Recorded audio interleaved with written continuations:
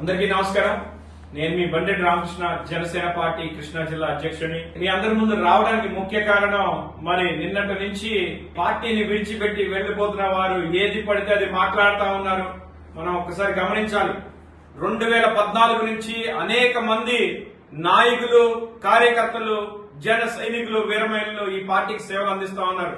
అలాంటిది ఒక మనిషికి సీట్ రాలేదని చెప్పి ఎంత మాట పడితే అంత మాట మాట్లాడుతా ఉన్నాడు. ఎవరో కాదు, పోతిని మహేష్ అనే వ్యక్తి మరి రాజకీయ భిక్ష పెట్టింది పవన్ కళ్యాణ్ గారు. మరి పవన్ కళ్యాణ్ గారిని విమర్శించే స్థాయికి పోతిని మహేష్ లేదని నేను సమన్వయంగా నియోజకవర్గ ప్రజలకి, అలాగే జిల్లా వారికి, జిల్లాలో ఉన్నటువంటి ప్రజలకి, రాష్ట్ర ప్రజలకి తెలియజేసుకుంటా ఉన్నాను. ఎందుకు పార్టీ పెట్టారు అనేది ప్రశ్నిస్తా ఉన్నాడు. కొత్త తరం రాజకీయం చేయాలి, కొత్త తరం రాజకీయ నాయకులు తయారు చేయాలి, కొత్త తరం పరిపాలన అందించాలని పవన్ కళ్యాణ్ గారు మరి పార్టీ పెట్టిన సంగతి మనందరికీ తెలిసిందే. పొత్తుల వల్ల మరి అన్ని అనుకున్నట్టుగా అవ్వవు, మనందరికీ తెలుసు. రెండు బలమైన పార్టీలతో పాటు మనం కూడా బలంగా మరి పొత్తులో పాల్గొన్నాం. మరి పొత్తులో ఉన్నప్పుడు ఖచ్చితంగా పొత్తు ధర్మాన్ని పాటిస్తూ పక్క పార్టీలను కూడా గౌరవించుకోవాల్సిన అవసరం ఉంది. ముఖ్యంగా ఇది ఎన్డీఏ నేతృత్వంలో ఏర్పడినటువంటి పొత్తు. ప్రధానమంత్రి గారంటే రాష్ట్రంలోనే కాదు, దేశంలోనే కాదు, ప్రపంచం నలుమూలలా మరి పేరు ప్రఖ్యాతులు గాంచిన నాయకులు నరేంద్ర మోడీ గారు. మరి అలాంటి వారి నాయకత్వంలో ఏర్పడినటువంటి ఈ ఎన్డీఏ పొత్తుని మనందరం గౌరవించుకోవాలి.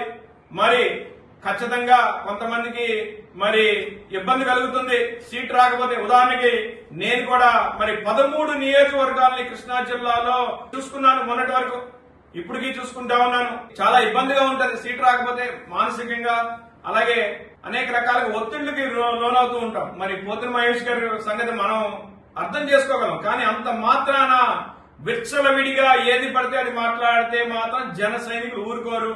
ఖచ్చితంగా జనసేన నాయకులు తిరగబడతాం. ఎందుకంటే ఆయన మాట్లాడినవన్నీ అవాస్తవాలే. మీరు ఉదాహరణకి బీసీలకి ప్రాతినిధ్యం ఇవ్వలేదు, కేవలం కమ్మ సామాజిక వర్గానికి ప్రాతినిధ్యం ఇచ్చారు అంటున్నారు. ఎక్కడో దాకా వెళ్ళదు. మచిలీపట్నం పార్లమెంటు పరిధిలో ఉన్నటువంటి సీట్లు చూడండి. అలాగే పవన్ కళ్యాణ్ గారు మరి ఇంత ఒత్తిడి ఉన్నా సరే 21 సీట్లలో మరి 3 నాయకులు, బీసీ నాయకులు ప్రాతినిధ్యం ఇచ్చారు.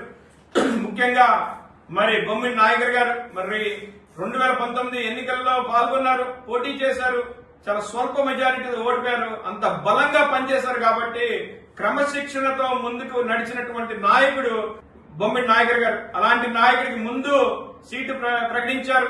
అలాగే మరి కొనతాల రామకృష్ణ గారు, ఆయన బీసీ సామాజిక వర్గానికి చెందిన ఆయనే. అలాగే మరి వంశీకృష్ణ యాదవ్ గారు, ఆయన మరి బీసీ సామాజిక వర్గానికి చెందిన వ్యక్తే.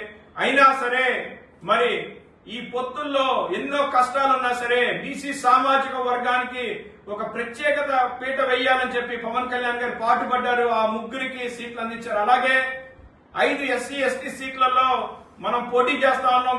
గాజు గ్లాస్ సింబల్ నడుస్తా ఉంది. అలాగే ఇంతమంది ఎమ్మెల్యేలని, అలాగే ఎంపీని కూడా మరి బీసీ సామాజిక వర్గాన్ని ఇవ్వడం మరి ముందు పవన్ కళ్యాణ్ గారి గొప్పతనం. ఆయన మనసు తెలిసిన వాళ్ళందరూ అర్థం చేసుకోగలరు. మరి 3 ఎమ్మెల్యేలు అలాగే ఎంపీని అందించినటువంటి పవన్ కళ్యాణ్ గారి మనస్తత్వాన్ని అర్థం చేసుకుని మనం అందరూ ఆయనకి సహకరించాలి. ఎన్నికలన్న తర్వాత ఒడిదడుగులు రావడం సహజం. కానీ వాటినన్నింటినీ అతిక్రమించి ఈ ఎన్నికల్లో ఎన్డీఏ కూటమికి విజయం సాధించి పెట్టాల్సిన బాధ్యత జిల్లా అధ్యక్షుడిగా నాకుంది. అలాగే జన సైనికులుగా మనందరికీ ఉంది. ఖచ్చితంగా రాబోయే రోజుల్లో మన కూటమి గెలిచేలాగా మనందరం మన వంతు కృషి చేద్దాం. జై జనసేన, జై హింద్.